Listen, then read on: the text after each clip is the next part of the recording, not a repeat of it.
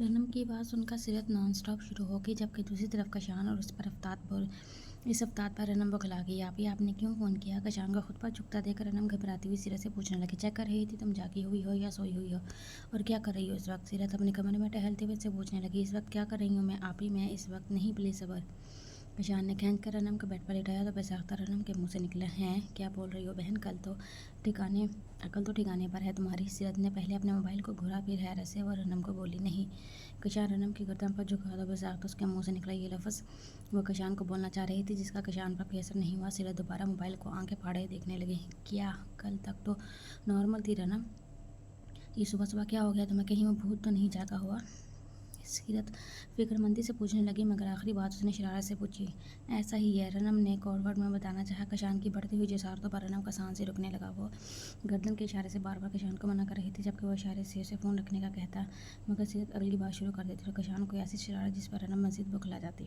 क्या कर रहा है वजीन इस वक्त? सीरत मज़े से रनम से पूछने लगी। वो वही, नहीं मेरा मतलब है, प्लीज़ कोई तो समझो मेरी बात को। रनम ने आखिरी जुमला झुंझलाकर दोनों को बोला, जिस पर एक तरफ सीरत तो दूसरी तरफ कशान दोनों स्टॉप हो गए। कशान ने रनम की हालत पर तरस खाते हुए मोबाइल उसके हाथ से लिया। क्या मसला है भाई, तुम्हारे साथ क्यों पकाई जा रही हो सुबह सुबह हम दोनों को? अब कशान सीरियस होकर सीरत से पूछने लगा। मैं तो अपनी बहन से बात कर रही थी, तुम क्यों जाग रहे हो और क्या कर रहे हो? सो जाओ एक तरफ पढ़कर। कशान की बात सुनकर सीरत ने उसे नूठेपन से कहा, तुम्हारी बहन मेरी बीवी है और मैं अपनी बीवी की आंखों का काजल चेक कर रहा हूँ, कहीं फैला तो नहीं और कुछ जानना है तुम्हें? कशान उससे संजीदगी से पूछने लगा। नहीं। सीरत को कल रात वाला अपना जुबान का सिंह याद आया तो बेसाख्ता उसके मुंह से निकला, तो तुम जाग क्यों रही हो? एक तरफ पढ़कर सो जाओ। कशान उसी के अंदाज में बोलता हुआ लाइन डिस्कनेक्ट कर गया। सारा वक्त बर्बाद कर दिया तुम्हारी बहन ने।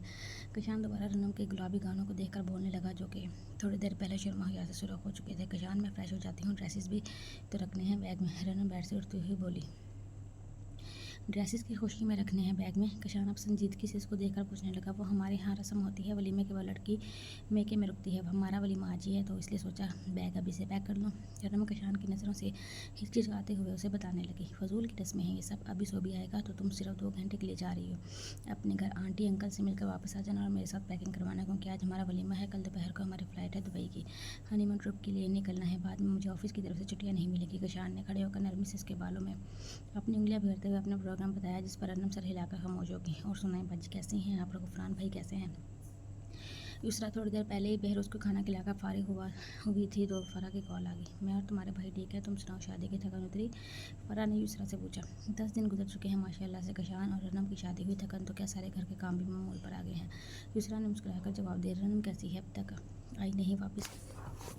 मैंने एक दफ़ा कॉल की थी उसे, उसने रिसीव नहीं की। दोबारा ये सोचकर नहीं की कि नई शादी हुई है, डिस्टर्ब ना हो। वो और कशान, फरा ने यूसरा को बताया। डिस्टर्ब क्यों होगी? ऐसी तो कोई बात नहीं है, घूम फिर रही होगी, इसकी कॉल रिसीव नहीं कर सकी होगी। मेरी तो कल रात को ही बात हुई थी। वो दोनों आज शाम वापस आ रहे हैं। यूसरा ने फरा को आगाह किया। चलो अच्छी बात है, अल्लाह खुश रखे दोनों को।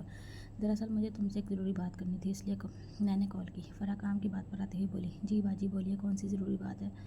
यूसरा सामने रखी चेयर पर बैठती हुई बोली। देखो यूसरा, आशिर के लिए शुरू से ही मैंने रनम का सोचा था। तुमसे जिक्र इसलिए नहीं किया कि दोनों छोटे बच्चे हैं, बड़े होकर उनकी क्या रोह जाना। तो खैर, अब रनम अपने घर की हो गई है तो ये गिला ही फजूल है। दरअसल अब मैं चाहती हूँ, बल्कि समझिए फरहान की ख्वाहिश है, मैं तुमसे सीरत के लिए आशिर की बात करूँ। देखो यूसरा, रनम की बारी में तुम्हें जो मुनासिब लगा वो किया, मगर इस दफ़ा मुझे मायूस मत करना प्लीज़, क्योंकि ये बात फरहान ने मुझसे की है और तुम उनकी नेचर को बखूबी जानती हो। फरा की बात पर यूसरा के कंधों पर दोबारा बोझ आन गिरा। वो फिलहाल चुप होगी, हाँ हूँ करके इधर उधर की बात करने लगी। फ़ोन रखने के बाद एक दफ़ा फिर उसे वो मंजर याद आया जब सुबह के वक्त सीरत के कमरे से निकल रहा था।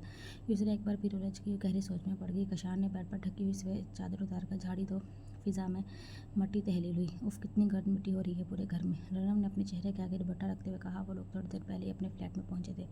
10 दिन फ्लैट बंद रहा है, चादर झाड़ने पर मिट्टी ही निकलनी थी, फूल की पत्तियां तो निकलने से रही। कशान ने रनम को देखा कर तो कशान को घूरने लगी। मैंने आपसे कहा भी था एयरपोर्ट से डायरेक्ट मम्मा पापा के पास चलते हैं, उनसे मिल भी लेते हैं और आज स्टे भी कर लेते हैं, लेकिन कल मैं शहतों के लेकर आती, पूरे फ्लैट की सफाई करवा लेती। रनम ने परेशान होकर कहा। उसे समझ में नहीं आ रहा था कि वो बैठे कहाँ। फिर सुबान ने भी फ़ोन करके कशान को बोला था वैसे और रनम को एयरपोर्ट लेने आ जाते हैं, मम्मा पापा भी मिस कर रहे हैं। मगर कशान ने सहूलत से इनकार करते हुए सबान को कल आने का बोल दिया कि हम दोनों सबसे कल मिलने आएंगे, कल मिलने चलेंगे आंटी अंकल से। रनम, सफाई क्या है, मिलकर कर लेते हैं, कोई तुम्हारे घर जितना बड़ा घर तो नहीं है, 4 रूम से आधे घंटे में सफाई हो जाएगी।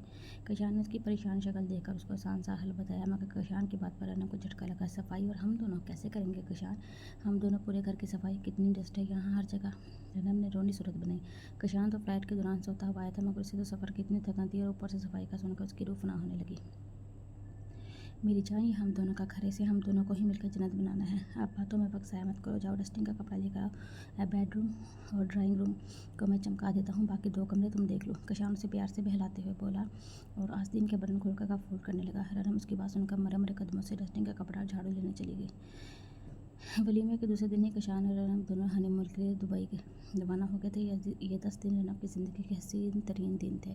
इन 10 दिनों में कशान ने उसे अपने हर अंदाज़, हर अमल से बताया कि वो उसके लिए कितनी अहमियत रखती है। इतने दिन घर से दूर रहकर भी रनम ने घर वालों को ज़्यादा मिस नहीं किया। वजह कशान की मोहब्बत का असर था। और रनम की बच्चों की तरह केयर कर रहा था। उसके पहनने ओढ़ने से लेकर खाने पीने का ख्याल रखना बिल्कुल ऐसे जैसे वो उसके लिए बहुत कीमती अनमोल हो।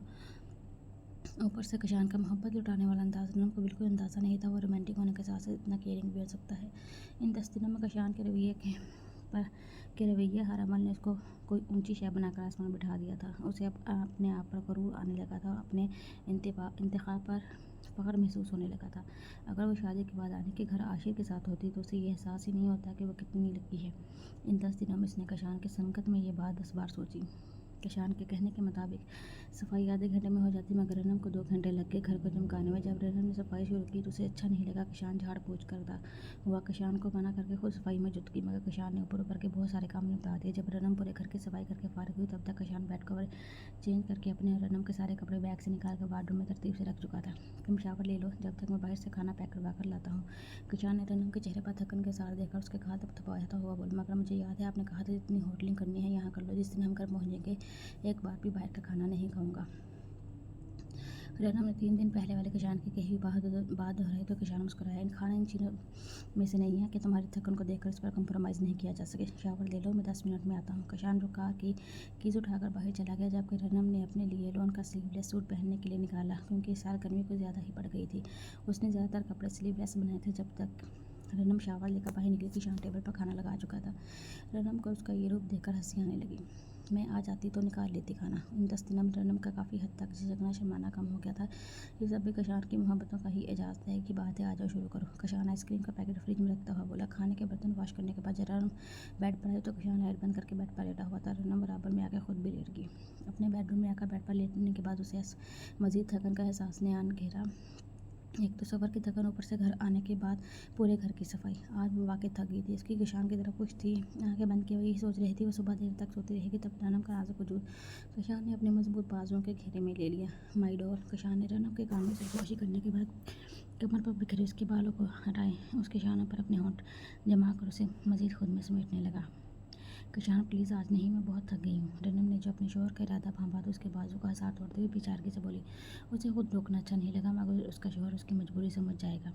ये कोई ऐसी बात भी नहीं थी जिस पर बुरा मनाया जाए। मगर रनम की खुशफहमी तब शौक में बदली जब कशान ने उसके बालों को मुट्ठी में जकड़कर उसका रुख अपनी तरफ किया।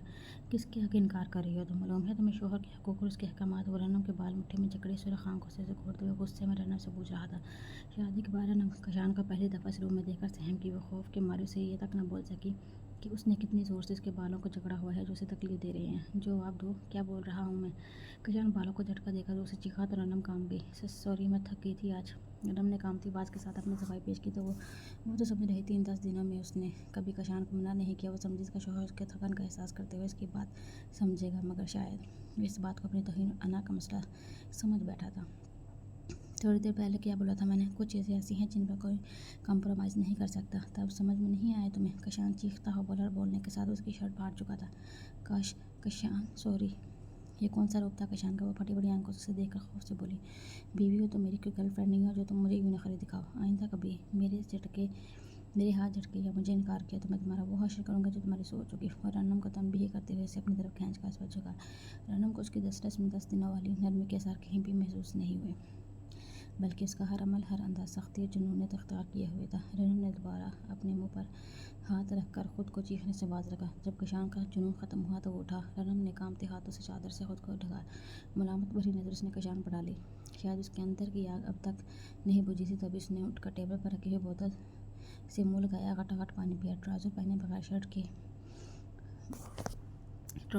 बगैर शर्ट के वो कशान का चौड़ा सीना देखने लगी। उसके सीने पर मौजूद बाल रनम को मर्दानगी की अलामत लगते थे, मगर आज अपनी बीवी को यूं बेबस करके उसने कौन सी मर्दानगी की मिसाल कायम की थी, वो समझने से कासिर थी।